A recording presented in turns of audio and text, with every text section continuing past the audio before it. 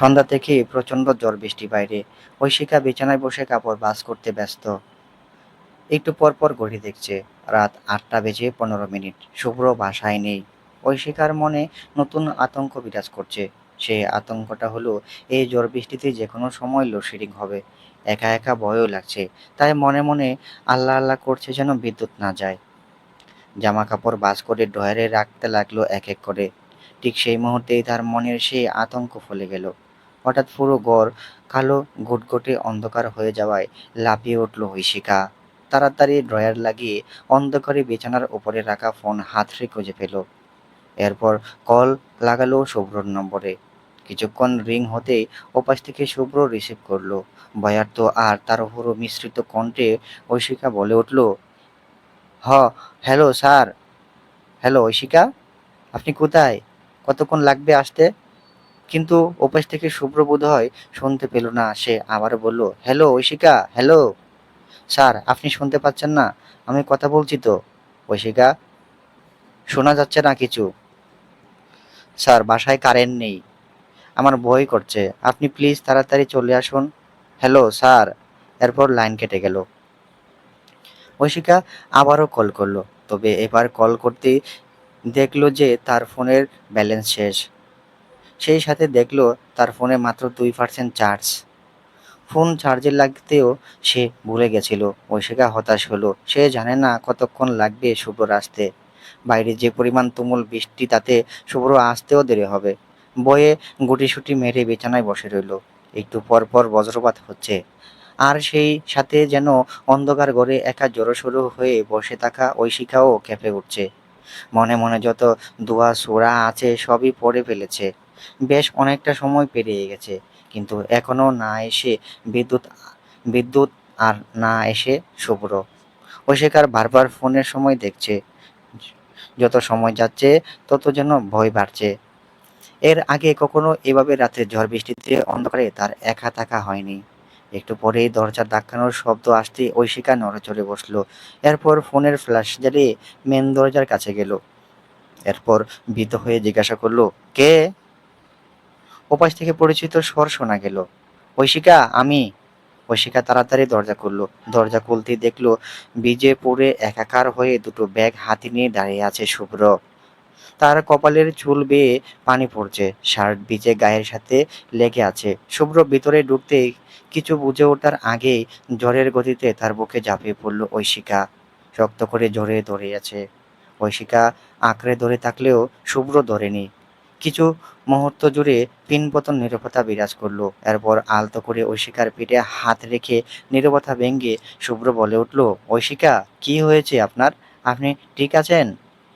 ঐশিকা এতক্ষণ খেয়াল হলো যে সে কি করে বসেছে। সঙ্গে সঙ্গে শুভ্রকে ছেড়ে দিয়ে সরে দাঁড়ালো। শুভ্র আবারও জিজ্ঞাসা করলো, আপনি ঠিক আছেন? কি হয়েছে আমাকে বলুন। ঐশিকা চোখ তুলে তাকালো। তার চোখ এখনো ভেজা। এরপর চোখ মুছে রাগ ক্রোধ নিয়ে এক নাগাড়ে বলতে শুরু করলো, ঝড় বৃষ্টিতে কি একটা কল করে আমার খোঁজ নেওয়া যায়নি? এতই ব্যস্ত যে আমার কলটা কেটে যাওয়ার পর কল ব্যাক অবধি করা যায়নি? একবারও ভাবলেন না কিছু একটা তো বলতে চাচ্ছিলাম, আর বলার আগেই যখন কলটা কেটে গেল, তাহলে আরেকটা কল দেই? একবারও মনে হয়নি যে এই ঝড় বৃষ্টিতে রাতের বেলা বাসায় একা আমি? যদি লোডশেডিং হয় তখন কি করব আমি? একটুও চিন্তা হয়নি আপনার? মানলাম আমার চিন্তা আপনার হয় না, কিন্তু আমার তো আপনার চিন্তা হয়। আমি তো আপনার অপেক্ষায় থাকি যে কখন আসবেন, কখন কল করে জানাবেন যে কতক্ষণ আসছেন, বা কোনো কোনো আসতে দেরি। আপনি তো কোনো পরোয়াই করেন না আমার। এই যে আমি এতক্ষণ ধরে অন্ধকারে একা বসে আছি, ফোনে চার্জ ব্যালেন্স কোনোটাই নেই যে আপনাকে জানাবো। আমি অন্ধকারে ভয় পাই জেনেও আপনি দেরি করে এলেন। এই আপনার যত্ন, এই আপনার ওরাদা, আর আমার বাবা মাকে দেওয়া। কেমন হাসবেন আপনি আমার?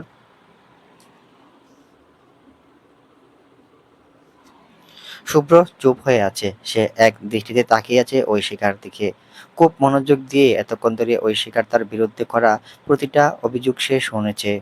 সে আজ যতটা আশ্চর্য হয়েছে, তার থেকেও হাজার গুণ বেশি তার ভেতরে ভালো লাগা কাজ করছে এই ভেবে যে তার পছন্দের নারী তার উপর অধিকার চর্চা করছে, যাকে তাকে শাসাচ্ছে। আর এই ভালো লাগাটা আরও দ্বিগুণ বাড়িয়ে দিয়েছে তিনটে কথা। একটা হলো ঐশিকা তার জন্য চিন্তা করে, আর একটা হলো তার জন্য অপেক্ষায় থাকে, আর সর্বশেষ তাকে হাজবেন্ড বলে স্বীকার করে সে। শুভ্রর চুপ থাকা দেখে ঐশিকা জিজ্ঞাসা করলো, কি হলো, চুপ করে আছেন কেন? এখন কথা বলছেন না কেন? আপনার সব অভিযোগ আমি শুনেছি, জানি আমার উপর অনেক রেগে আছেন, কিন্তু আমি ভেজা জামা কাপড় নিয়ে কতক্ষণ দাঁড়িয়ে দাঁড়িয়ে আছি, জামা কাপড়টা পাল্টে নেই, এরপর বসে সব অভিযোগ, রাগ, অভিমান মিটমাট করব কেমন?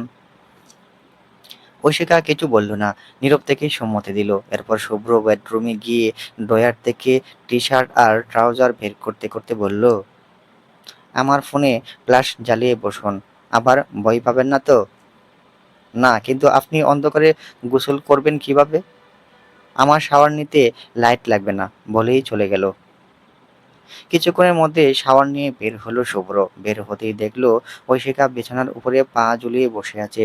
শুভ্র কিছু না বলে চুপচাপ তার তারে তার নিয়ে আসা ব্যাগ থেকে কিছু বের করে নিয়ে আস্তে ঐশিকার সামনে হাঁটু গেড়ে বসলো। ঐশিকার দৃষ্টি শুভ্রর হাতে থাকা কেক আর সূর্যমুখী ফুলের তোড়ার দিকে। শুভ্র একটা চমৎকার হাসি দিয়ে বলে উঠল, অ্যাডভান্স হ্যাপি বার্থডে ঐশিকা।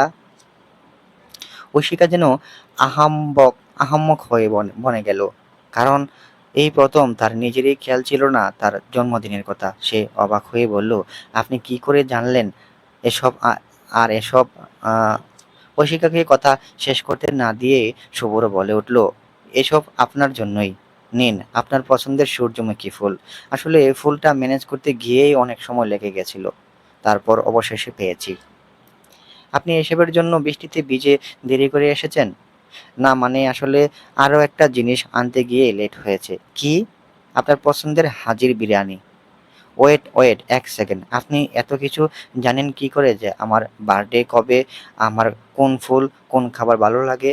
কে বলেছে আপনাকে এসব? শুভ্রকে চুপ থাকতে দেখে ঐশিকা আরও জিজ্ঞাসা করলো, কি হলো বলুন, কে বলেছে, আম্মু নাকি ঈশিকা? না, ওনারা নয়। তাহলে ঐক্য? হুম, বুঝেছি, তানিকা বা নীতি। না, এরা কেউ নয়। তাহলে জানলেন কোত্থেকে? আপনার থেকেই। কি? আমি কবে আপনাকে এসব বললাম? আমার মনে তো আপনার সাথে আমি ইহকালে কোনোদিন এসব নিয়ে কথা বলেছি। ফাজলামো করছেন?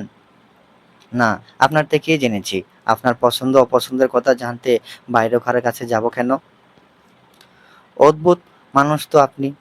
আপনি বলছেন আমার থেকে জেনেছেন, অথচ আমি জানি না আমি কবে বলেছি। এটা কি করে সম্ভব? সম্ভব, কারণ আমি ভিন্ন টেকনিক জেনেছি। মানে? শুভ্র মাথা চুলকে বলল, ইয়ে মানে আসলে আপনি আরও কিছুদিন আগে একটা স্টোরি শেয়ার করেছিলেন কোশ্চেন আনসারের। ওখানে কোশ্চেন কোশ্চেন করলে নাম পরিচয় কিছু দেখা যায় না। সেখানে থেকে আমি আসলে প্রশ্নগুলো করেছিলাম। কি? আপনি এত ধুরন্ধর লোক? কি সাংঘাতিক! আপনি লুকিয়ে লুকিয়ে আমার স্টোরি পোস্ট খেয়াল করেন। এবার আপনার বাকি প্রশ্ন আর অভিযোগগুলোর উত্তর দেই। ঐশিকা চুপ করে আছে। শুভ্র ঐশিকার চোখের নিজের দৃষ্টি নিবদ্ধ করে বলতে শুরু করলো, প্রথমত, আমি কল ব্যাক করিনি, এটা ভুল। আমি কল ব্যাক করার চেষ্টা করেছি। প্রচণ্ড ঝড় বৃষ্টিতে হয়তো নেটওয়ার্কের প্রবলেম হয়েছিল, তাই সংযোগ দেওয়া সম্ভব হচ্ছে না বলছিল। দ্বিতীয়ত, আমার খেয়াল ছিল আপনি বাসায় একা, তার উপর নতুন বাসা, নতুন পরিবেশ, হয়তো ভয় পাচ্ছেন, তাই ফেরাটা তাড়াহুড়ো একটু বেশি ছিল। এই জন্য বৃষ্টির মাঝেই ছুটেছি। এবার আসি আপনার সব থেকে বড় অভিযোগ নিয়ে, যে আমি আপনার আমি আপনার পরোয়া করি না। সত্যি কথা বলতে, আপনি শুধু আমার মন নয়, আমার আত্মার সাথে জুড়ে আছেন। মানুষ তো পুরো দুনিয়াকে পরোয়া না করার ক্ষমতা রাখে, কিন্তু নিজের আত্মাকে পরোয়া না করার সাধ্য কি আর তাদের আদেও আছে? এর উত্তর হলো, মানুষের সাধ্য নেই, কারণ আত্মা ছাড়া মানুষ নিজেই মূল্যহীন। ঠিক তেমনি আপনি ছাড়া আমি অস্তিত্বহীন। বিশ্বাস করুন, আমার সর্বস্ব আপনি অবধিই সীমাবদ্ধ। মায়ের পাশাপাশি যদি আরেকটা মানুষ আমি আমার প্রায়োরিটি লিস্টে রাখি, সেটা নিঃসন্দেহেই আপনি। এরপরে বাকি সব। তবে আজ আপনাকে সামান্য উপহার দিতে গিয়ে আমি নিজে এর থেকেও হাজার গুণ বড় আর দামি উপহার পেয়েছি, আর তার শুকরিয়া আমি বাসায় শেষ করতে পারবো না। ঐশিকা অপলক দৃষ্টিতে তাকিয়ে খুব খুব মন দিয়ে শুভ্রর বলা প্রত্যেকটা কথা শুনেছে। তার দৃষ্টি এখনো শুভ্রের চোখের মাঝে। চোখ না সরিয়েই জিজ্ঞাসা করল, কিসের উপহার? শুভ্র মলিন হেসে বলল, আপনার কাছে আমার একটু একটু হলেও জায়গা হয়েছে, এই অনুভূতিটাই আমার সব থেকে বড় প্রাপ্তি।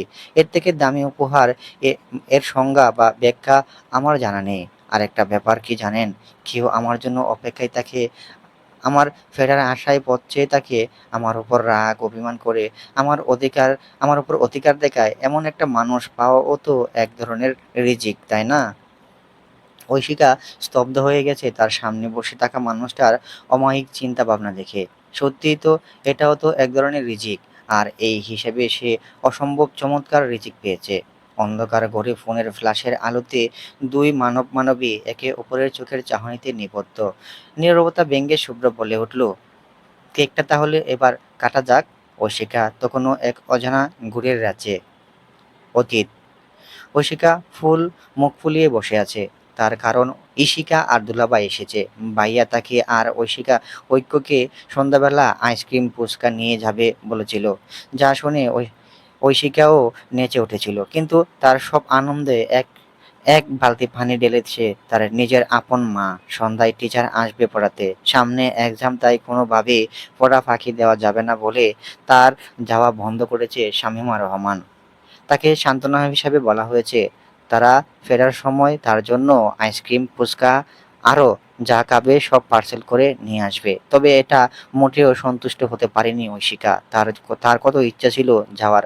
বড় কথা, ঐক্য যাবে আর সে যাবে না, এটা তো সে মানতে পারছে না। এদিকে বাদিয়েছে আরেক ঝামেলা। আজ শুভ্র এক্সাম নেবে বলেছিল, ঘুরতে যাওয়ার বুদ্ধি করে সে পড়াও শেষ করেনি, এখন পড়েছে মাঝ সমুদ্রে। এই লোক হলো ঠান্ডা মাথার খেলোয়াড়। সে বকে না, কিছু বলেও না, কিছু কিন্তু কিছু না বলেও সাইজ করতে পারে। কিভাবে রেহাই পাবে ভাবতে ভাবতে এক ঝাম্পেশ বুদ্ধি এলো ঐশিকার মাথায়। এমনি যে বুদ্ধি সেই কাজ। বিকেল বেলা শামীমা রহমান এখনো ঘুমোচ্ছেন। ঐশিকা পা টিপে টিপে রুমে ঢুকলো। এরপর যত ধীরে সম্ভব নাক মুখ নিঃশ্বাস চেপে মায়ের বালিশের নিচে হাত দিয়ে মায়ের ফোনটা বের করলো। এরপর ফোনটা নিয়ে কেটে পড়লো। ফোন খুলে হোয়াটসঅ্যাপে ঢুকে শুভ্রর নাম্বার বের করলো। এরপর টেক্সট করলো, স্যার আজকে পড়াতে আসার দরকার নেই, আমার অনেক জ্বর আর মাথা ব্যথা, কাল কাল পড়ব। লেখা শেষ করলো, লেখা সেন্ড করলো। এরপর কিছুক্ষণ পরে শুভ্র সিন করে রিপ্লাই দিল, ঠিক আছে। ঐশিকা বিজয়ের হাসি হাসলো। যাক, একটা পাক্কা বুদ্ধি কাটিয়েছে সে। এবার সাপও মরবে, লাঠিও ভাঙবে না। এরপর আবার ফোনটা জায়গা মতো রেখে আসলো। সন্ধ্যার দিকে যখন যখন সবাই রেডি হচ্ছে, তখন ঐশিকা বলল, আম্মু, স্যার আজকে আসবে না জানিয়েছে, ওনার শরীরটা নাকি আজ ভালো নেই, অসুস্থ বলল। শামীমা রহমান অবাক হয়ে বললেন, ওমা, সে কি, কখন জানালো? বিকেলে, তুমি তখন ঘুমোচ্ছিলে, তাই বলা হয়নি। ও, তাহলে আর কি করার, তুইও যা ওদের সাথে। ঠিক আছে, বলেই সে তাড়াতাড়ি রেডি হতে গেল। খুশি মনে ঐশিকা তৈরি হলো। নেভি ব্লু রঙের একটা স্কার্ট পরেছে, তার সাথে একটা সাদা রঙের একটা টপস, গলায় ম্যাচিং ওড়না পেঁচিয়েছে। চুলগুলো বাঁক করে কাঁধের কাছে কাঁধের কাছে থেকে দুই জুটি করেছে। হাতে হাতে কক্সবাজার থেকে বাবার এনে দেওয়া একটা ব্রেসলেট। মুখে তেমন কোনো প্রসাধনী ব্যবহার করেনি, শুধু ঠোঁটে হালকা লিপস্টিক লাগিয়ে সে দৌড়।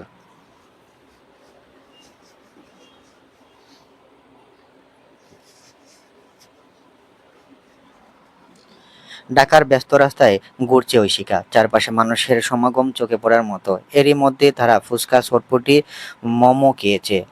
এরপর আইসক্রিম খেতে দাঁড়িয়ে পড়ল তারা।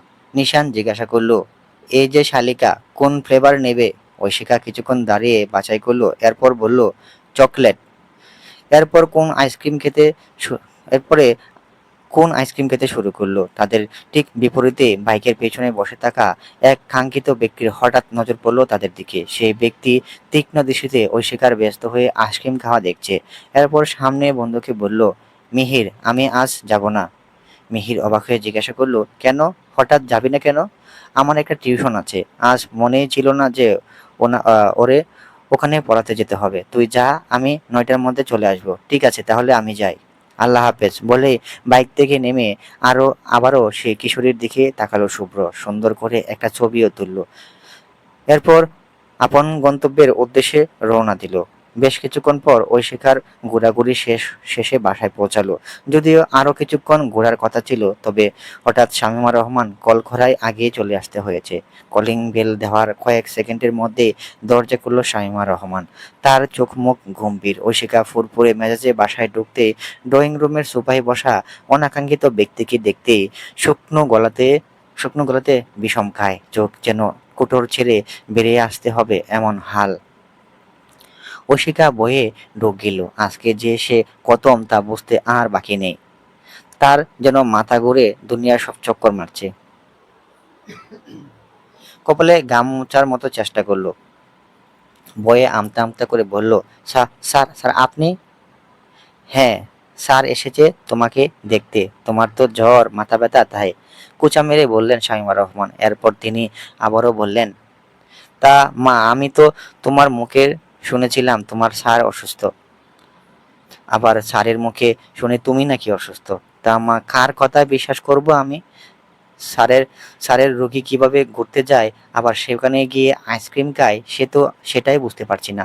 বলেই তিনি ঐশিকার দিকে গরম চোখে তাকালেন। ঐশিকা মাথা নিচু করে দাঁড়িয়ে আছে। কি বলবে সে? মান সম্মান কিছুই রইল না। এই লোক যে এতটা আস্ত মিসকা বজ্জাত সে তা হাড়ে হাড়ে টের পাচ্ছে। কি সাংঘাতিক বাসটা তাকে দিয়েছে।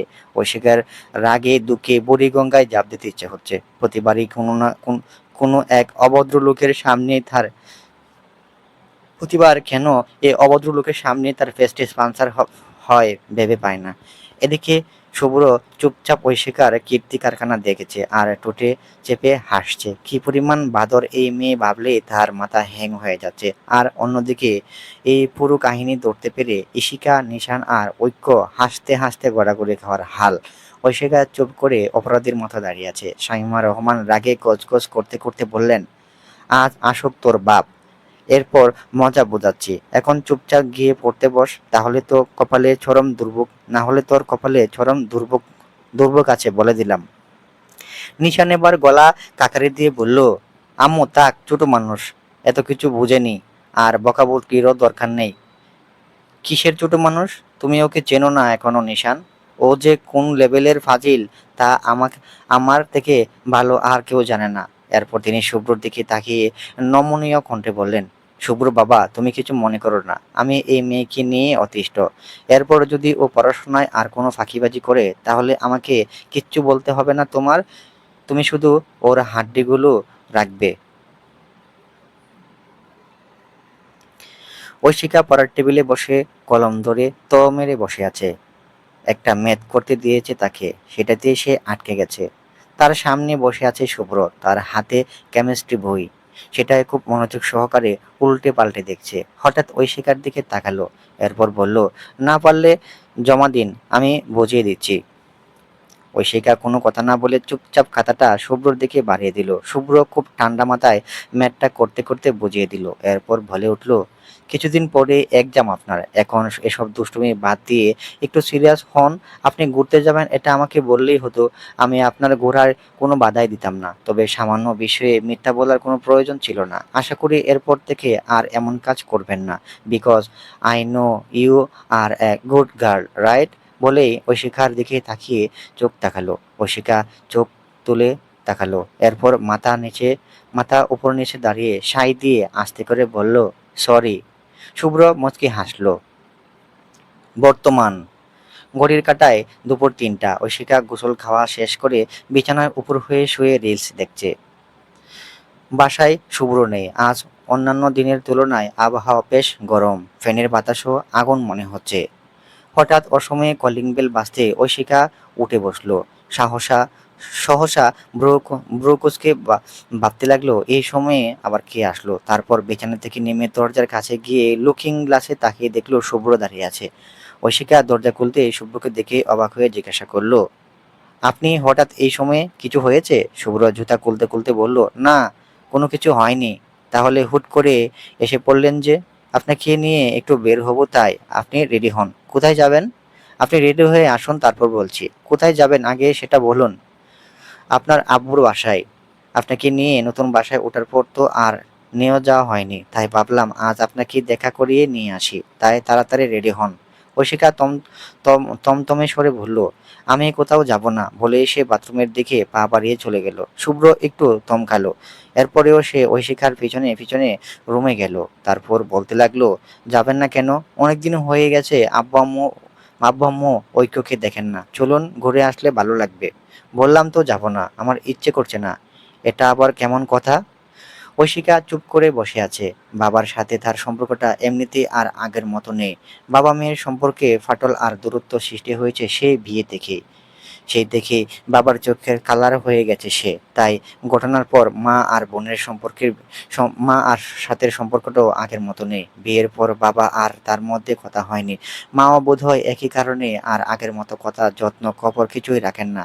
সেটা বুঝতে পেরে অশিকা, এই যেমন তার জন্মদিনে গেছে, 2 দিন কেটে গেছে, জন্মদিনের দিনটাতেও বাবা মা কেউ উইশ করেনি, একবারের জন্য আসতে বলেনি। যদিও ঐক্য ও ঈশিকার জন্মদিনের উইশ করেছিল, কিন্তু মা তো পারতো একটা বার তাকে শুভ জন্মদিন বলতে। এই যে সে এখানে এসেছে কতগুলো দিন হলো, একটা বার তো তারা বলেনি যেতে, এমনকি নিজেরাও আসেনি তাকে দেখতে। তাহলে সে কেন সেধে যাবে? তার এই 21 বছর জীবনের বাবা মা সকলের প্রতিটি জন্মদিন খুব সুন্দর করে পালন করেছে। বাবা অফিস থেকে ফেরার সময় কিছু না কিছু উপহার নিয়ে আসতো। বোন কেক নিয়ে আসতো। মা পায়ের সাথে পছন্দের খাবার রান্না করতো। অথচ এবার কেউই মনে রাখেনি। সত্যি তাকে পর করে দিয়েছে সবাই। এসব কথা ভাবতেই বুকের ভিতরে জমে থাকা অভিমান আর দুঃখের মন প্রাণ বিষিয়ে উঠেছে তার। আজ সে এতটা অবহেলার পাত্রী হয়ে যাবে, এটা কোনোদিনও দুঃস্বপ্নেও ভাবেনি ঐশিকা। সে নিজেও চেষ্টা করেনি সব মিটমাট করার। তার কারণ মা বাবা, বোন সকলের প্রতি জমে থাকা রাগ। সে ভুল মানুষকে ভালোবেসেছে, অন্যায় সে করেছে, কিন্তু তাকেও তো এভাবে ঠকানো হয়েছে। তার কি জানার অধিকার ছিল না যে কার সাথে তার বিয়ে হচ্ছে? একটা বারের জন্য মা বাবা ভাই বোন দুলাভাই কেউ বলেনি বিয়েটা তার প্রাইভেট টিচারের সাথেই হচ্ছে? ও সেটা জানতে চায়নি ব্যাপারটা এমন নয়। জিজ্ঞাসা করেছে সে, তবে বাবা মা বোন নানান ধমক বাহানা দিয়ে কাটিয়ে গেছে সেই প্রশ্ন। ছোট থেকে সে অনেক আর অভিমানী স্বভাবের। যেখানে একবার অবহেলা পেয়েছে সেদিকে ফিরেও তাকায়নি। আজও সেই জেদ অভিমান সম্পর্কের মাঝে বাধা হয়ে দাঁড়িয়েছে। তাই যাবে না, সে কিছুতেই যাবে না। ঐশিকাকে এতক্ষণ ধরে চুপ থাকতে দেখে শুভ্র বলল, কি হয়েছে, যাবেন না? ঐশিকা মলিন দৃষ্টিতে তাকালো, তারপর বলল, না, ভাল লাগছে না, বাসাতেই ঠিক আছে। আচ্ছা, যেতে হবে না, তাহলে চলুন অন্য কোথাও গিয়ে ঘুরে আসি। ঐশিকা ভ্রুকুচকে তাকিয়ে প্রশ্ন করলো, কোথাও আবার? অন্য কোথায় আবার? আমার ভার্সিটিতে আজকে একটা প্রোগ্রাম আছে, চলুন আপনাকে আমার ক্যাম্পাসটা ঘুরিয়ে আনি। যদিও ভার্সিটি লাইফ শেষ, তবুও এই ফাঁকে আমার আবার নিজের পুরনো ক্যাম্পাসে যাওয়া হলো, সাথে আপনারও। এরপর আশেপাশে আরও কোথাও যাবনি, কেমন? দাঁড়ান, রেডি হয়ে আসি বলে ঐশিকা রেডি হতে লাগলো। কিছুক্ষণের মধ্যে রেডি হওয়া শেষে ঐশিকা বেলকনিতে এসে তারপর বলল, আমি রেডি হয়ে গেছি। শুভ্র ফিরে তাকালো, ঐশিকাকে মুগ্ধ দৃষ্টিতে এক পলক চোখ বুলিয়ে নিল। ঐশিকার পরনে একটা কালো রঙের স্ট্রেনের কাজ করা 3 পিস, হাতে কালো কাচের চুড়ি, কপালে ছোট্ট একটা কালো টিপ, আর মাঝে বরাবর সিটি করা সামনের দিকে কিছু চুল ফিল নিয়ে পিছনে কাঁকড়া দিয়ে লাগিয়ে দিয়ে রেখেছে। বিকেলটা তখন নরম আলোয় ভরা। ঘড়িতে ঠিক 4টা ছুঁই ছুঁই। বুয়েটের গেটের সামনে দাঁড়িয়ে আছে ঐশিকা আর শুভ্র রিক্সা ভাড়া দিচ্ছে। এরপর রিক্সা ভাড়া মিটিয়ে দুজনে একসাথে পা রাখলো ক্যাম্পাসে। ক্যাম্পাসে ঢুকতে এক অন্যরকম চাঞ্চল্যতা তাদের ঘিরে ধরল। আশপাশে রঙিন ব্যানার, ছোট ছোট স্টল, কোথাও প্রজেক্ট শো চলছে, কোথাও আবার ছেলেমেয়েরা হাসতে হাসতে ছবি তুলছে। হাঁটতে হাঁটতে তারা একটা বিল্ডিং এর সামনে এসে থামলো। ঐশিকা চারপাশটা দেখছে, তারপর বলে উঠলো, আজকে এখানে কিসের প্রোগ্রাম যে এত ভিড়? আমাদের ডিপার্টমেন্টের ফেস্ট চলছে, অনেকদিন পর এলাম, চলুন আপনাকে ঘুরিয়ে দেখায়। এরপর দুজন ধীরে ধীরে হাঁটতে লাগলো। দূরে স্টেজে সাউন্ড চেক চলছে, মাইকের আওয়াজে ভেসে আসছে সন্ধ্যার কালচারাল প্রোগ্রাম শুরু হবে কিছুক্ষণ পরে। হঠাৎ এক মেয়ের ডাকে সেদিকে নজর দিল আর শুভ্র একটা হাস্যোজ্জ্বল মেয়ে সামনে এসে দাঁড়ালো। তারপর হাসি মুখে জিজ্ঞাসা করলো, আরে শুভ্র, কেমন আছিস? আলহামদুলিল্লাহ, তুই তুই কেমন আছিস অর্ষা? এই তো বেশ আছি। তোর তো কোনো খোঁজ খবরই পাওয়া যায় না, ভার্সিটির লাইফও শেষ, তার সাথে তোর খোঁজ খবরও। শুভ্র, ভালো জব হয়েছে, ট্রিটও দিলি না, বাহ। শুভ্র হাসলো, এরপর বলল, খোঁজখবর না থাকলেও জানলে কি করে শুনি? এই যুগে জানা কোনো ব্যাপার? আমাদের ফ্রেন্ড সার্কেলের মোটামুটি সবাই সাথে কম বেশি যোগাযোগ হয়, শুধু তোর সাথেই হয় না বলা চলে। এরপর অর্ষার চোখ পড়ল শুভ্রর পাশে দাঁড়িয়ে থাকা ঐশিকার দিকে। তারপর শুভ্রর উদ্দেশ্যে ভ্রু নাচিয়ে জিজ্ঞাসা করলো, এ কে? শুভ্র হালকা হেসে বলল, আমার ওয়াইফ। বর্ষা বিস্ময় নিয়ে বলে উঠল, হোয়াট? বিয়েও করে ফেলেছিস? এ তো পিচ্চি মেয়ে। তুই বিয়ে করে বউ পেয়ে গেছিস আর আমরা জানি না?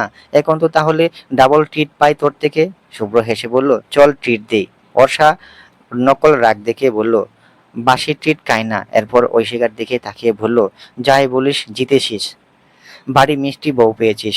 আমার কিন্তু হিংসে হচ্ছে। আমার ক্রাশ এক সময় পুরো ডিপার্টমেন্টের ক্রাশ, জুনিয়রদের ক্রাশ, এভাবে আমাদের হৃদয় ভেঙে দিয়ে বিয়ে করে ফেলেছে। শুভ্র হেসে বলল, নাইস জোক। তোর কাছে এসবই মনে হবে। যা, বউকে ঘুরে ক্যাম্পাস দেখা। আমি এসেছি আর অনেকক্ষণ আগেই, এখন চলে যাব। আবার অন্যদিন দেখা হবে, ভালো থাকিস। তারপর হাসি মুখে বিদায় নিয়ে অর্ষা চলে গেল। এদিকে এতক্ষণ ধরে সরু চোখে তাকিয়ে তাকিয়ে তাদের কথোপকথন শুনেছে ঐশিকা। শুভ্রকে এত হেসে হেসে কথা বলতে সে এর প্রথম দেখেছে। আনমনেই বলল, তা তার সাথেও তো কতদিনের পরিচয়, কই জীবনে তো কোনোদিন এত হেসে ফ্রি হয়ে গল্প করেনি। গল্প তো অনেক দূরের ব্যাপার, কথাই তো বললে না। বললেও হাসি নেই, রস নেই, সবসময় গম্ভীর ঠান্ডাভাবে কথা বলে। ধরে নিলাম এই লোক অত্যাধিক পরিমাণে ইন্ট্রোভার্ট, লাজুক, তাই আগে না হয় তা কথা বলতো না তেমন, কিন্তু বিয়ের পরও তো বলে না। অথচ বান্ধবীর সাথে ঠিকই 32টা দাঁত বের করে কথা বলছিল। আবার বান্ধবীও ক্রাশ বলছে তাকে তাকে সাথে তাকে পিচ্চিও বলে গেছে। কোন দিক থেকে তাকে এখনো পিচ্চি লাগে? ঐশিকার ধ্যান ভাঙলো শুভ্রর ডাকে, চলুন ঘুরে আসি। এরপর দুজনে হাঁটতে শুরু করলো। ঐশিকা জিজ্ঞাসা করলো, উনি কি আপনাকে লাইক করতো? শুভ্র তাকালো, তারপর হালকা হেসে বলল, আরে না, এমনি মজা করেছে। আর অর্ষা হিন্দু, তাই সবসময় ইয়ার্কি মারতো। ঐশিকা চুট্টু করে বলল, ও। এরপর বেশ খানিকটা সময় দুজন ঘুরে ঘুরে দেখলো। এর মধ্যে শুভ্রর আরো দুজন ফ্রেন্ডের সাথে দেখা। এক পর্যায়ে তারা দুজনের কিছু ছবি তুলে দিয়েছে। সন্ধ্যার দিকে তারা কাছেই একটা ক্যাফেতে যাচ্ছে, ঠিক এমন সময় হুট করে একটা পরিচিত গলা ঐশিকাকে দেখে উঠলো ডেকে উঠলো। ঐশিকা পিছনে ফিরে তাকে সে ব্যক্তিতে তার কাছে আসতে দেখে শির দ্বারা বেয়ে যেন শীতল হয়ে গড়িয়ে পড়লো। চোখে মুখে ভয়ের ছাপ ফুটে উঠলো। আরমানের বেস্ট ফ্রেন্ডকে দেখেই ঐশিকা শুকনো ঢোক গিলে একবার শুভ্রর দিকে তাকালো। অতীতের করা ভুল যেন তার নতুন জীবনের প্রতিনিয়ত জ্বর নিয়ে আঘাত হানতে চাইছে। তৌহিদ তাদের সামনে এসে দাঁড়ালো, তারপর বলে উঠলো, কেমন আছো ঐশিকা? ঐশিকা কিছুটা ইতস্তত বোধ করলো, তারপর বলল, ভালো আছি। তুমি কেমন আছো ভাইয়া? এই তো আলহামদুলিল্লাহ। তারপর শুভ্রর দিকে তাকিয়ে বলল, উনি কে হন? ঐশিকা শুভ্রর দিকে তাকিয়ে বলল, আমার স্বামী। কিন্তু এর মধ্যে আচমকা তৌহিদের ফোনে কল আসতে এসে থেমে গেল। এরপর রিসিভ করে কয়েক সেকেন্ড পর ঐশিকাকে বলল, সরি ঐশিকা, একটা আর্জেন্ট কাজে যেতে হবে, অন্যদিন কথা হবে। ঐশিকা মাথা নেড়ে সায় দিতেই তৌহিদ চলে গেল। ঐশিকা মনে মনে হাঁপ ছেড়ে বাঁচলো, একটুর জন্য আজ বেঁচে গেছে।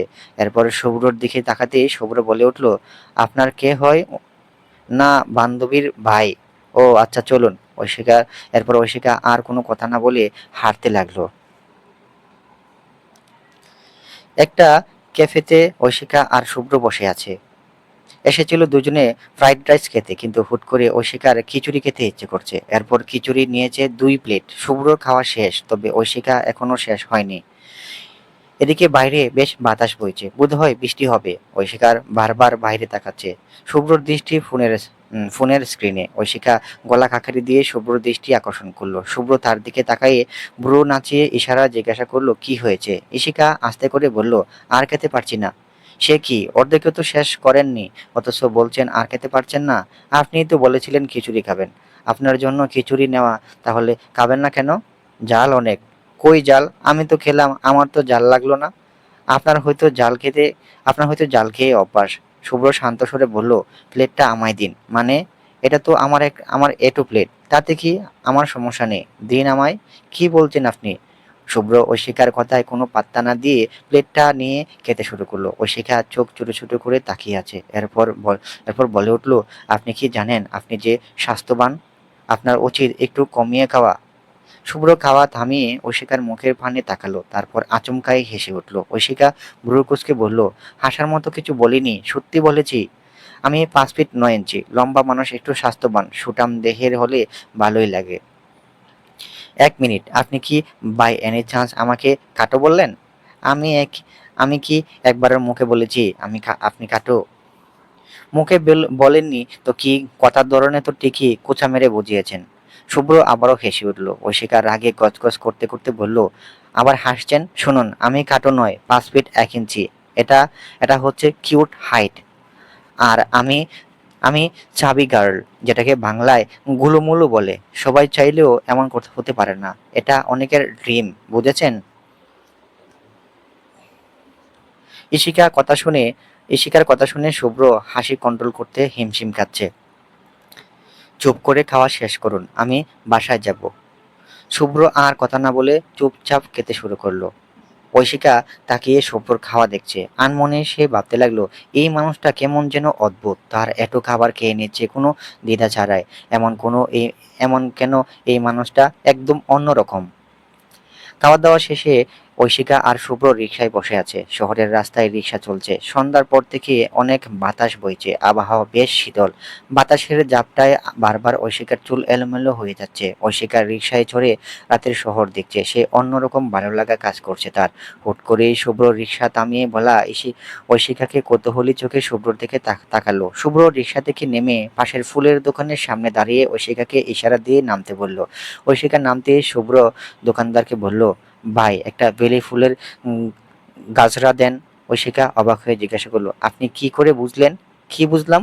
এই যে আমি ফুলের দোকান দেখে গাজরা কিনতে চাইছিলাম, তাকিয়েছিলেন, তাতেই বুঝে গেছেন? গতকাল দেখলাম বেলি ফুলের গাজরার ভিডিও পোস্ট করেছেন। ঐশিকা সরু চোখে তাকিয়ে উঠে বলল, আপনি তো দেখছি সিসি ক্যামেরা, আমার ফ্রেন্ড লিস্টে ঢুকে নজরদারি করেন। শুভ্র হেসে ফেলল। এরপর গাজরা কিনে ঐশিকার দিকে বাড়িয়ে শান্ত গলায় বলল, আমি পরিয়ে দিব? ঐশিকা শুভ্রর চোখে তুই তাকালো, এরপর বলল, দিন। শুভ্র অনুমতি পেয়ে হাত গাজরার পরিয়ে দিল। গাজরাটা পরিয়ে দিল।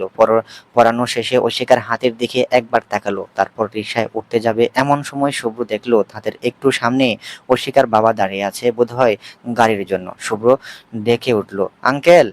পরিচিত কণ্ঠ শুনতে আজাদ রহমান ফিরে তাকালেন। তিনি তাকাতেই শুভ্র হাস্যোজ্জ্বল মুখে নম্রভাবে সালাম দিয়ে জিজ্ঞাসা করলো, কেমন আছেন আঙ্কেল? এই তো আলহামদুলিল্লাহ। তুমি কেমন আছো? আলহামদুলিল্লাহ ভালো। কোথাও না যাচ্ছ নাকি গিয়েছিলে? হ্যাঁ, বাসায় যাচ্ছি আঙ্কেল। এমনি ঐশিকাকে নিয়ে ঘুরতে বের হয়েছিলাম। ও, বেহান ভালো আছেন? জি আঙ্কেল। তা একদিন সময় করে বাসায় এসো। ঠিক আছে আঙ্কেল, আপনি সাবধানে বাসায় যান, জ্বর উঠছে, তোমরাও। এরপর শুভ্র সালাম জানিয়ে বিদায় দিয়ে রিকশায় উঠলো। ঐশিকা হুট করে একদম চুপ হয়ে গেছে। সে এতক্ষণ তার বাবার দিকে চেয়ে এসেছিল শুধু এই ভেবে যে সে হয়তো বাবা একবার তাকে জিজ্ঞাসা করবে সে কেমন আছে, কিন্তু তার সাথে কথা বলা তো দূরের কথা, কথোপকথন একবারও তাহার কথার দিকে ফিরেও তাকায়নি। একবারও বলেনি ঐশিকাকে নিয়ে বাসায় যেও। অজান্তে ঐশিকার চোখ ঝাপসা হয়ে গেল। তারপর কোনো রকম সে নোনা জল সে লুকিয়ে ফেললো। বুকের ভেতরে যেন তুফান বইছে। সেই তুফানে এই নরম মনটা বারবার তছনছ হয়ে যাচ্ছে। ঐশিকা দীর্ঘশ্বাস ছেড়ে শুধু নির্বাক হয়ে তাকিয়ে রইল তাকে ফেলে আসা পথের দিকে। শুভ্র আর ঐশিকা বাসায় ফিরেছে আরো ঘন্টাখানেক আগে। বাসায় এই মুহূর্তে বিদ্যুৎ নেই। ঐশিকা বারান্দায় দাঁড়িয়ে বাইরে বৃষ্টি দেখছে। কিছুক্ষণ পর পর আকাশ থেকে বিদ্যুৎ চমকে উঠছে। তারপর হিমশীতল বাতাস বইছে। তার বেলকনি থেকে সামান্য সামান্য দূরে একটা কৃষ্ণচূড়া ফুলের গাছ, যা দেখে বেলকনির সৌন্দর্য আরো বাড়িয়ে দিয়েছে। শুভ্র 2 কাপ কফি নিয়ে রুমে ঢুকে কোথাও ঐশিকাকে না দেখতে পেয়ে সোজা পা বাড়ালো বেলকনিতে। বেলকনিতে পা রাখতেই কাঙ্ক্ষিত মানুষটিকে দেখতে পেল। ঐশিকা উদাস হয়ে বাইরে তাকিয়ে আছে। শুভ্র হালকা গলা কাকারি দিয়ে ঐশিকার দিকে দৃষ্টি আকর্ষণ করলো। ঐশিকা তার দিকে ফিরে তাকালো। শুভ্র কফির কাপটা ঐশিকার দিকে বাড়িয়ে দিয়ে বলল, নিন আপনার জন্য কফি। ঐশিকা তখনও শুভ্রর দিকে তাকিয়ে, তার চোখে মুখে স্পষ্ট নিষ্প্রাণ ভাব। শুভ্র আবারও বলল, ধরুন কফিটা, অনেক গরম। ঐশিকা কফিটা নিতেই শুভ্র বলে উঠল, মন খারাপ? ঐশিকা আবারও তার দিকে তাকালো, এরপর মাথা নেড়ে জানালো, আচ্ছা চলুন বসি। এরপর শুভ্র দেওয়ালে ফিরতে গিয়ে বেলকনির ফ্লোরে বসে পড়ল। তারপর চোখ দিয়ে ঐশিকাকে তার চারপাশে বসতে ইশারা করলো। ঐশিকাও বসে পড়ল। শুভ্র বাইরে থেকে এসে এখনো ফ্রেশ হয়নি। পরনে সে জিন্স প্যান্ট আর হাফ হাফ হোয়াইট রঙের চেক শার্ট। কফিতে চুমুক দিতে দিতেই শুভ্র বলল, আপনার বাবার সাথে কিছু হয়েছে মনোমালিন্য? তেমন কিছু নয়, লুকাতে হবে না, জানি আমি। কিভাবে? খেয়াল করেছি আপনার বাবা আপনার সাথে এখন অবধি কথা বলেনি বলে অভিমান করেছেন। ঐশিকা সোজাসাপটা জবাব, অভিমান নেই আমার কারোর প্রতি। আমার সাথে মিথ্যে বলার কোনো প্রয়োজন নেই। আমি এমন কেউ নয় যার থেকে আপনার সত্য আড়াল করতে হবে, মিথ্যে বলতে হবে। দুঃখ ভাগ করলে কমে জানেন? সুখের বাকিদার তো হতে পারবো না জানি, তাই আমি না হয় আপনার মন খারাপের বাকিদার হলাম, ভাগ করবেন? ঐশিকা দীর্ঘশ্বাস ফেলে বলল, আব্বু আমায় ঘৃণা করে, আমাকে তিনি অপছন্দ করেন। কিভাবে বুঝলেন? উনি কি আপনাকে বলেছেন? সব কথা বলতে হয় না, বোঝা যায়। শুধু অপছন্দ করেন এটাই কারণ মন খারাপের? না। তাহলে? ঐশিকা আবারও দীর্ঘশ্বাস ফেলে বলতে লাগলো, আমি ছোট থেকে আমার আব্বুর খুব আদরের। আমাদের ৩ ভাই বোনের মধ্যে সবচেয়ে বেশি আব্বু আমাকে ভালোবাসতো। তার একটা কারণ রয়েছে। কারণটা হলো আমার দাদু মারা যাওয়ার পরপরই আমার জন্ম। এজন্যই আমার প্রতি তার আলাদা দুর্বলতা। ছোট থেকে ভীষণ আহ্লাদে বড় হয়েছি আমি। বাবার শাসন ছিলই না বললেই চলে। যদিও আম্মুর বকা রাগ ধমকে অভ্যস্ত আমি, তবে আব্বুর বারবার আমার সাথে নরম ছিল। আব্বু বরাবর আমার সাথে নরম ছিল, কিন্তু সে শুধু আমার পড়াশোনার বেলায় বেশ স্ট্রিক্ট ছিল। তার ৩ ছেলে মেয়ের মধ্যে আমাকে নিয়েই তার আশা স্বপ্ন বেশি। ছোট থেকে আমি পড়াশোনায় বেশ ভালো, যদিও একটু ফাঁকিবাজ, সেটা আপনার চেয়ে ভালো করে কেউ জানে না। যাই হোক, এবার আসি যেটাকে কেন্দ্র করে আমাদের মাঝে আব্বুর আমাদের দূরত্ব সৃষ্টি। আমি তখন সদ্য কলেজে উঠেছি, পড়াশোনা নিয়ে বেশ সিরিয়াস ছিলাম। সবকিছু ঠিকঠাক চলছিল। কলেজে আমার কিছু নতুন বান্ধবী হয়। এদের মধ্যে একজন ছিল যার সাথে আমাদের ঘনিষ্ঠতা একটু বেশিই ছিল। তখন বান্ধবীদের মধ্যে কম বেশি অনেকেই রিলেশন করত। আমার সেই বান্ধবীও রিলেশন করত। কিন্তু আমার এসবে কোনো আগ্রহ ছিল না। আমি এসব থেকে বরাবরই ১০ হাত দূরে।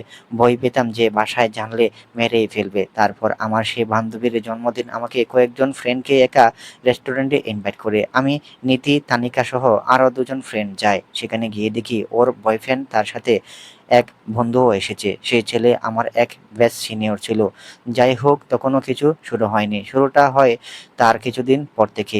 ওর ওর বয়ফ্রেন্ডের সেই বন্ধু আমার কলেজের সামনে ছুটির পর দিন দাঁড়িয়ে থাকতো, কথা বলার চেষ্টা করতো। আমি এসবে একদমই পাত্তা দেইনি, বারবার ইগনোর করেছি। কিন্তু সে ছেলে কিছুতেই থামবার নয়। সে আমার ওই বান্ধবীকে দিয়ে বারবার আমাকে রাজি করানোর চেষ্টা করতে লাগে। আমি আমার বান্ধবীকেও বলে দেই আমাকে যেন বিরক্ত না করে, কিন্তু এরপর সেই ছেলে আমাকে টেক্সট করে আমি ব্লক করে দিই। সে হাজির আমার বাসার নিচে। মানে এক কথায় সে আমার পিছনে মরিয়া হয়ে উঠছিল। এরপর শুরু হয় আমাকে ইমপ্রেস করার নানান চেষ্টা। যেমন ফুল নিয়ে আসতো, আবার না করার পরও চেঞ্জ করে মেসেজ দিত। মানে যত ধরনের প্রায়োরিটি ইম্পোর্ট দেখানো দরকার রাজি করাতে সে দেখিয়েছে। তারপর একদিন আমার কলেজের ছুটির পর সে সোজা হাঁটু কেটে বসে পড়ে। আমি সেদিনও ইগনোর করি। এরপর শুরু হলো তার ইমোশনাল কথা বলা। সে আমাকে বলেছিল তার বাবা মা ভাই বোন কেউ নেই, সে এতিম, শুধুমাত্র বৃদ্ধ নানা আছে, তার সাথেই সে থাকে। সে সত্যিই আমাকে ভালোবেসে ফেলেছে। আমাকে নাকি সে সত্যি ভালোবেসে ফেলছে। আমি ছাড়া তার জীবন আগে কোনো মেয়ে আসেনি। আমি তার প্রথম ভালোবাসা। এরকম অনেক কথা সে বলেছে। আমারও তখন বয়স কম ছিল, কিশোরী বয়স। আবেগ বেশি, তাই রাজি হয়ে যায়। এরপর ধীরে ধীরে সময় আগাতে লাগলো। আমি তার প্রতি আরো দুর্বল হয়ে যাই। কিন্তু এখান থেকে তার প্রতি কিছুটা পরিবর্তনের সূত্রপাত আমি লক্ষ্য করি। যেমন সে প্রায়শই আমাকে ব্যস্ততা দেখাতো, মেজাজ দেখাতো, কষ্ট দিয়ে কথা বলতো। তার সাথে দেখা করা, কথা বলার জন্য চাপ দিত, আমাকে নানান কিছুতে বেঁধে রাখতে চাইতো। যেমন যেমন আমাকে আমার বান্ধবীদের সাথে কোথাও না যাওয়া, নীতি বা তানিকার সাথে কিছু শেয়ার না করা, ফ্যামিলির কোনো প্রোগ্রাম দাওয়াতে যেতে না দেওয়া, এরকম ছোটোখাটো সকল বিষয়ে একটা সীমাবদ্ধতা তৈরি করে। কিছু থেকে কিছু হলেই ইগনোর করতো। তারপর শুরু হলো আরেক ধরনের ভীতি আমার মধ্যে তৈরি করা। আমাকে হাত কাটা, সুইসাইড করার হুমকি দেওয়া, ভয় দেখাতো। কিন্তু আমি তত সময়ে তার প্রতি অনেক আসক্ত হয়ে পড়েছিলাম। প্রথম প্রথম প্রেম তো, তাই চাইলেই বের হয়ে আসাটা কঠিন ছিল। আমাকে নীতি আর তানিকা শুরু থেকে এই রিলেশনে জড়ানো বারণ করেছে। এরপর এইচএসসি এক্সাম শেষ হলো আমার, অ্যাডমিশনের প্রিপারেশন নিলাম, চান্সও পেলাম, তারপরে সে বিদেশ চলে গেল। আমাকে কথা দিয়ে গিয়েছিল ২ বছর পর এসে আমার বাবার সামনে কথা বলবে, কাবিন করবে, কিন্তু সে বিদেশে যাওয়ার পর থেকে আমাদের মাঝে যোগাযোগটা দিন দিন কমতে লাগলো।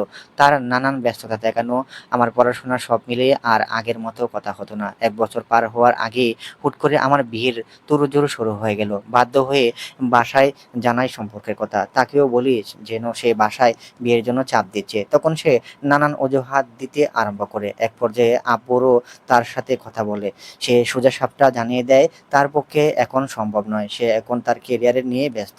এরপর বাধ্য হয়ে বিয়েতে রাজি হয়ে যায়। কিন্তু আমি তখনও পুরো ধাক্কাটা কাটিয়ে উঠতে পারিনি। সে ধাক্কা পুরোপুরি কাটিয়ে ওঠার আগে আমি জানতে পারি সে শুধু ছলনা করেনি, বরং সে একজন বড় মাপের প্রতারক, মিথ্যাবাদী, বিশ্বাসঘাতক। সে কোনো এতিম নয়, বরং সে একটা সম্ভ্রান্ত পরিবারের ছেলে। তার বাবা, মা, ভাই, বোন সবাই আছে। শুধু তাই নয়, সে কিছুদিন আগে আমার এক ফ্রেন্ডের থেকে জানতে পারি তার সাথেও রিলেশন করে চিট করেছে। আমি তার জীবনে আসা ১ম মেয়ে নয়। আমার আগেও অনেক মেয়ে ছিল আর আমার পরেও। এইটুকু বলে থামলো ঐশিকা। তারপর একটা দীর্ঘশ্বাস ফেলে আবারও বলতে লাগলো, আমার আজ নিজের প্রতি খুব ঘৃণা হয় যে আমি এমন একটা বাজে ছেলের জন্য বিয়ের সময় আব্বুর সাথে খারাপ ব্যবহার করেছি, গলা উঁচু করে কথা বলেছি, বাসায় সবার সামনে সাথে ঝামেলা করেছি, তাদের কষ্ট দিয়েছি। ৩টে বছর এই সম্পর্কের জন্য আমি ছোট বড় কত মিথ্যা বলেছি। তবে আব্বুর সাথে আমার অভিমানেরও কারণ রয়েছে। আমি ভুল মানুষকে পছন্দ করেছি, এটা ঠিক। আমি সেটা স্বীকার করি। তবে আমার করা আমার কার সাথে বিয়ে হচ্ছে সেটা জানার কি অধিকার আমার নেই? আমি কি জানতে চাইতে পারি না কার সাথে আমার বাকিটা জীবন জুড়ছে?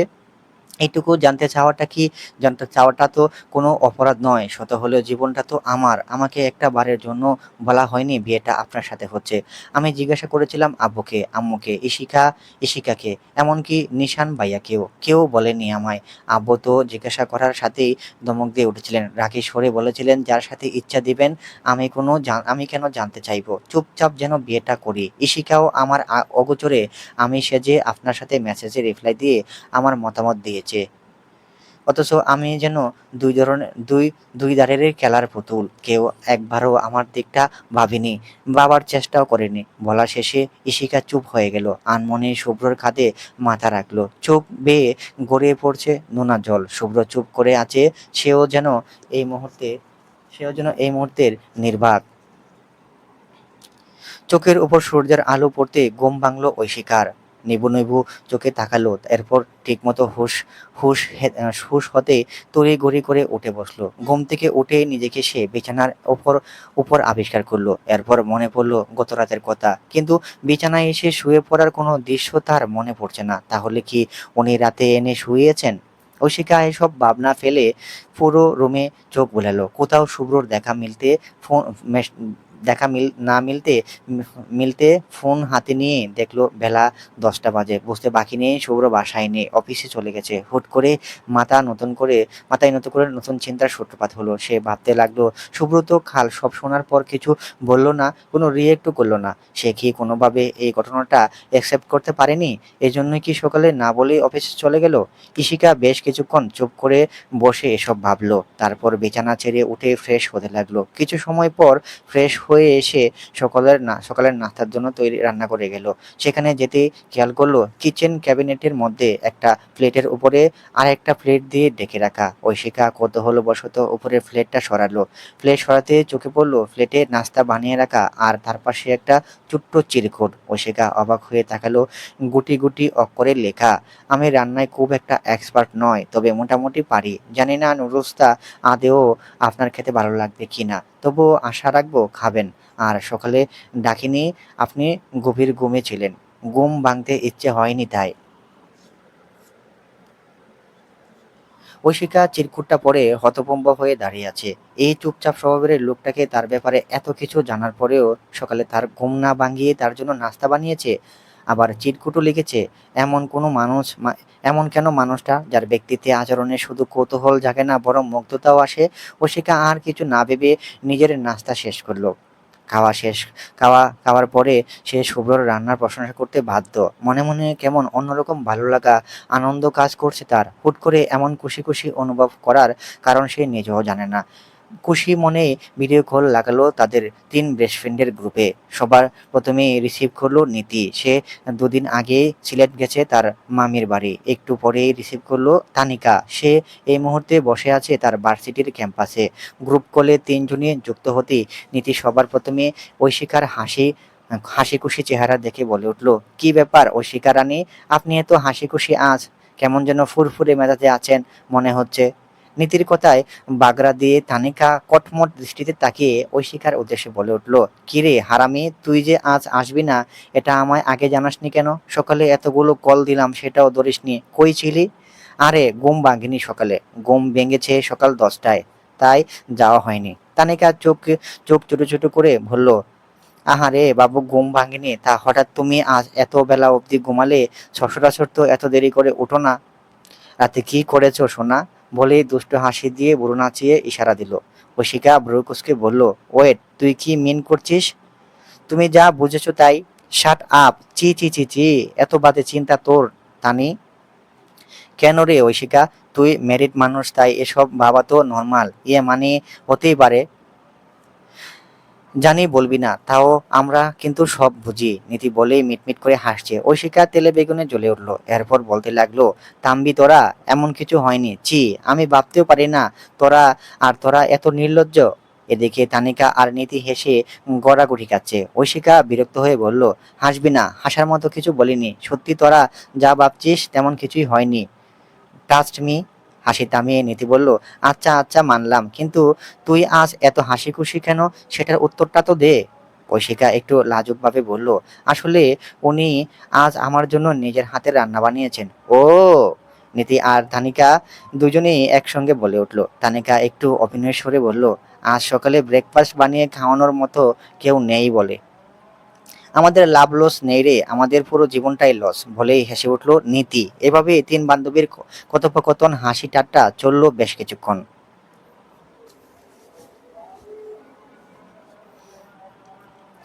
মেন রোডের পাশে দাঁড়িয়ে আছে ঐশিকা। তার কোলে তার নবজাতক বাচ্চা। বাচ্চাটা অনবরত কাঁদছে। ঐশিকা বাচ্চার কান্না থামাতে ব্যস্ত। ওদিকে শুভ্র গাড়ি করছে। এরপর একটা অটো পেতেই শুভ্র ঐশিকার উদ্দেশ্য করে বলল, "বাবুকে আমার কাছে দেন, আপনি আগে উঠে বসুন।"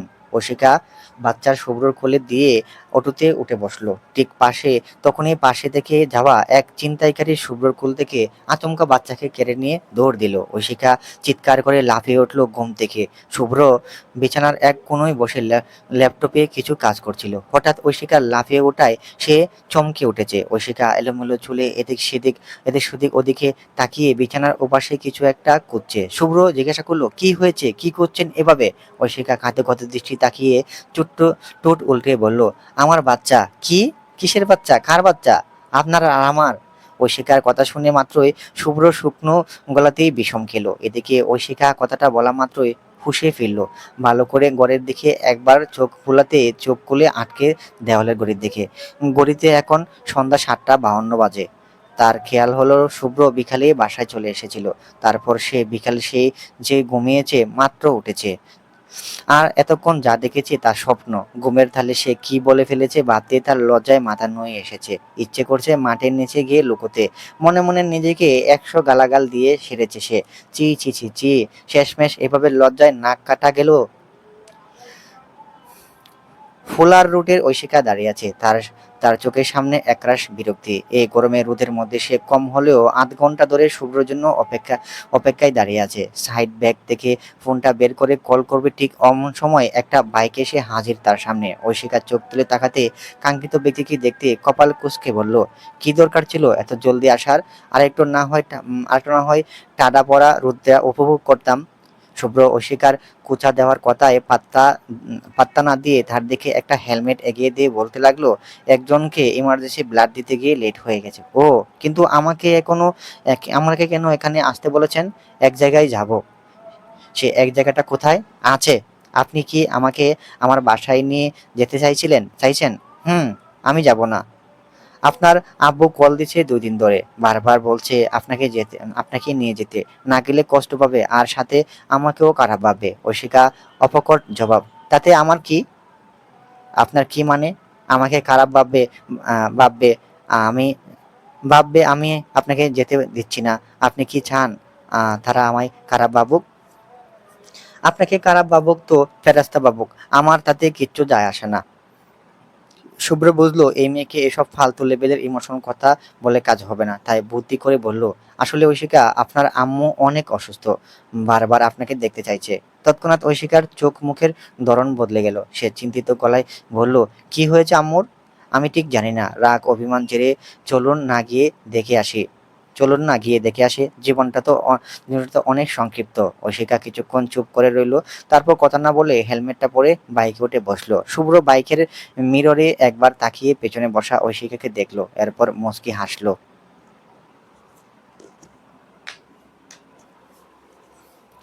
কলিং বেল দিয়ে দুজনেই দাঁড়িয়ে আছে। শামীমা রহমান দরজা খুলতে এক মুহূর্ত দেরি করলো না। দরজা খুলতে শুভ্র আগে সালাম দিল। এতদিন পর মায়ের মুখটা দেখে ঐশিকার অভিমানে ভরা আহ, মনটা নরম হয়ে গেল। শামীমা রহমান মেয়েকে জড়িয়ে ধরলেন, তারপর হাসি মুখে জিজ্ঞাসা করলেন, কেমন আছিস মা? ঐশিকা আস্তে করে বলল, ভালো। তোমার শরীর এখন কেমন আম্মু? শামীমা রহমান অবাক হয়ে বলল, ওমা, আমার শরীর আবার কেমন থাকবে, আমি তো সুস্থ আছি। অশিকা কটমট করে শুভ্রর দিকে তাকালো। শুভ্র সঙ্গে সঙ্গে ডুব গেলে অন্যদিকে তাকালো। অশিকার বুঝতে বাকি নেই এই লোক তাকে মিথ্যা গল্প বানিয়ে নিয়ে এসেছে। শামীমা রহমান শুভ্রকে জিজ্ঞাসা করলো, শুভ্র বাবা, তুমি কেমন আছো? শুভ্র বলতে যাবে তার আগে ঐশিকা চিবিয়ে চিবিয়ে বলল, উনি দিব্যি আছে আম্মু, দেখেছো না, দেখে বুঝছো না? কি ব্যাপার, তুই এভাবে বলছিস কেন? অসভ্য রয়ে গেলি ঐশিকা। শুভ্র, তুমি কিছু মনে করো না, ভেতরে এসো, এসো বসো, আমি ঠান্ডা শরবত নিয়ে আসছি, বলেই তিনি চলে গেলেন। শুভ্র সোফায় বসে আছে, তার পাশে ঐশিকাও। শামীমা রহমান ট্রেতে করে 2 গ্লাস ঠান্ডা শরবত নিয়ে এসেছেন। ঐশিকা গ্লাস হাতে নিতে নিতেই জিজ্ঞাসা করলো, ঐক্য কই, দেখছি না যে, সেলুনে গেছে। ও। এরপর শামীমা রহমান টুকটাক ভালো মন্দ জিজ্ঞাসা করে দুপুরের খাবার টেবিলে সাজাতে চলে গেলেন। ঐশিকা কিছু প্রয়োজনীয় জিনিসপত্র রয়ে গেছিল এই বাসায়, যা পরে আর নেওয়া হয়নি, তাই সেগুলো নিতেই নিজের ঘরে গেল। এতদিন পরে নিজের পরিচিত ঘরে প্রবেশ করতে কেমন যেন অদ্ভুত অনুভূতি কাজ করছে তার মধ্যে, কিন্তু এই অনুভূতিটা সম্পূর্ণ ভিন্ন রকম। তার কারণ সে অনুভব করছে তার কাছে কোনো যেন কাজ এই ঘরটাই আর এতটা নিজের আপন মনে হচ্ছে না, যতটা তার নতুন ঘরটাকে তার আপন মনে হয়। আনমনে ঐশিকা ভাবলো, এটাই কি তবে সংসারের প্রতি মায়া? ঐশিকা নিজের প্রয়োজনীয় জিনিসপত্রগুলো গুছিয়ে ঘর থেকে বের হবে, উল্টো ফিরতেই দেখলো শামীমা রহমান দাঁড়িয়ে। ঐশিকাকে জিজ্ঞাসা করলো মায়ের দিকে তাকিয়ে, কি কিছু বলবে আম্মু? শামীমা রহমান এগিয়ে এলেন, এরপর মেয়ের হাত দুটো টেনে বিছানায় বসালেন, সাথে নিজেও বসলেন। ঐশিকা মায়ের দিকে উৎসুক চোখে তাকিয়ে রইলেন। শামীমা রহমান ঐশিকার দিকে তাকিয়ে জিজ্ঞাসা করলেন, তুই সত্যি ভালো আছিস ঐশিকা? ঐশিকা হঠাৎ এমন প্রশ্নে একটু থমকালো। শামীমা রহমান আবারও জিজ্ঞাসা করলেন, শুভ্রর সাথে তুই ভালো আছিস তো? তোর কোনো অসুবিধা হচ্ছে না তো ওখানে? তোর যত্ন করে তো? আমি ভালো আছি আম্মু, আমি খুব শান্তিতে আছি। আর তুমি যে ব্যক্তির কথা বলছো যে সে আমার যত্ন করে কিনা, সে ব্যক্তি আমার জীবনের প্রথম ব্যক্তি, যার থেকে আমি এখন অবধি বিন্দু পরিমাণ আঘাত পাইনি, অবহেলা পাইনি, তুচ্ছ তাচ্ছিল্য পাইনি। যা পেয়েছি তা শুধু সম্মান, যত্ন, প্রায়োরিটি, শান্তি আর সঙ্গ, যেটা একটা সময় পর তোমাদের থেকেও পাইনি। এভাবে বলছিস কেন? আমরা কি তোকে কম ভালোবেসেছি? কম বাসনি, তবে একটা সময় পর যোগাযোগও রাখোনি, খোঁজও নেওনি। যাই হোক, আমি ভালো আছি ওনার সাথে। এটাই এটাই আমার জীবনের এই মুহূর্তে সব থেকে বড় সত্যি, বলে অশিকা ঘর থেকে বেরিয়ে গেল। শামীমা রহমানও তখনও বিছানায় বসে, মেয়ের চলে যাওয়ার দিকে তাকিয়ে। তিনি বুঝেছেন অশিকার মনে আকাশ ছোঁয়া অভিমানের পাহাড় তৈরি হয়ে আছে তাদের উপর, যা হয়তো সহজে গলবে না। দুপুরে খাওয়া দাওয়া শেষ করে বাসায় ফেরার জন্য রওনা হয়েছে শুভ্র আর ঐশিকা। আজ অনেকদিন পর আবার বাবার সাথে একই টেবিলে বসে খাবার খেয়েছে। তবে আজও শুভ্রর সাথে কথা বললেও তার সাথে কোনো রকম কথা বলেননি আজাদুর রহমান। ঐশিকাও কোনো রকমের খাওয়া দাওয়া শেষ করে তাড়াহুড়ো দেখিয়ে বের হয়ে এসেছে। যদিও শামীমা রহমান আজ থেকে যাওয়ার জন্য বেশ কয়েকবার বলছিল, তবে কাজ হয়নি। পুরোটা বিষয় লক্ষ্য করেছে শুভ্র বাইকে বসে পেছনে বসা ঐশিকাকে উদ্দেশ্য করে বলল, আইসক্রিম খাবেন? ঐশিকা উদাস হয়ে বলল, না। আপনার পছন্দের চকলেট ফ্লেভার? বললাম তো না। তাহলে চলুন পিৎজা খাইয়ে আনি। ঐশিকা বাইকের মিররের দিকে ব্রুকুসকে তাকিয়ে শুভ্রকে দেখছে, তারপর বলল, আজব তো, আমি এখন কিছু খাবো না, আমার পেট ভরা, মাত্রই তো দুপুরের খাবার খেলাম। আচ্ছা, খেতে হবে না, চলুন পার্সেল করে বাসায় নিয়ে যাই। এই কি সমস্যা হয়েছে আপনার? আমাকে এটা সেটা খাওয়ানোর জন্য এত মরিয়া হয়ে উঠেছেন কেন? কারণ আমি দেখেছি আমি তেমন কিছুই, আপনি তেমন কিছুই খান না। ঐশিকা দমে গেল না, তারপর জোর দিয়ে বলল, যথেষ্ট খেয়েছি আমি, আপনি আপনি বেশি কথা না বলে বাইক স্টার্ট দিন, বাসায় যাব আমি। শুভ্র নরম গলায় বাইকের আয়নায় ঐশিকার দিকে চোখে রেখে বলে উঠল, আমার আমার থেকে লুকিয়ে লাভ নেই ঐশিকা, আমার ভালো লাগে না আপনাকে মন খারাপ করে থাকতে দেখতে। ভীষণ অপরাধবোধ কাজ করে নিজের মধ্যে। আমি জানি প্রত্যক্ষভাবে না হলেও পরোক্ষভাবে কোথাও না কোথাও আমিই দায়ী। আপনার আর আপনার আব্বুর মাঝে এই দূরত্ব আমার জন্যই। আমার সাথে আপনার বিয়েকে কেন্দ্র করে এই দূরত্ব, মনোমালিন্য, সূত্রপাত। মাঝে মাঝে খুব হতাশার কাজ করে আমার। আমি সত্যিই যদি জানতাম আপনার জীবনে কোনোদিনও বাধা হয়ে দাঁড়াতাম না, কোনোদিনও জড়াতাম না আপনার জীবনটা আমার সাথে। আমি আপনার ভালো থাকা ছাড়া আর কিচ্ছু চাই না। সে ভালো থাকার জন্য যদি আপনি মুক্তি চান, আমি তাও দিতে প্রস্তুত। আমি আপনার পায়ে শিকল হতে চাই না ঐশিকা। ঐশিকা স্তব্ধ হয়ে তাকিয়ে আছে। তার কানে বারবার সেই মুক্তি দেওয়ার কথাটাই বাজছে। ঐশিকা বুকের ভিতরটা কেমন যেন মোচড় দিয়ে উঠল। মনে মনে ভাবতে লাগলো, হঠাৎ মুক্তি দেওয়ার কথা বলল কেন উনি? কোন মুক্তির কথা বললেন উনি? উনি কি আমায় ছেড়ে দিতে চান?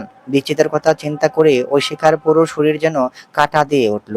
আজ প্রথমবারের মতো সে অনুভব করলো তার সাথে ঘনিষ্ঠ হয়ে বসা এই ভদ্রলোকের প্রতি এই কয়দিনে তার মায়া তৈরি হয়েছে।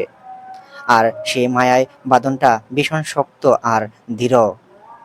চলবে তোমার অজান্তে গল্পের তৃতীয় অংশ, হুমায়রা আঞ্জুম। আমি জানি গল্প পড়ায় অনেক ভুলভ্রান্তি ছিল, ভুলভ্রান্তি আছে।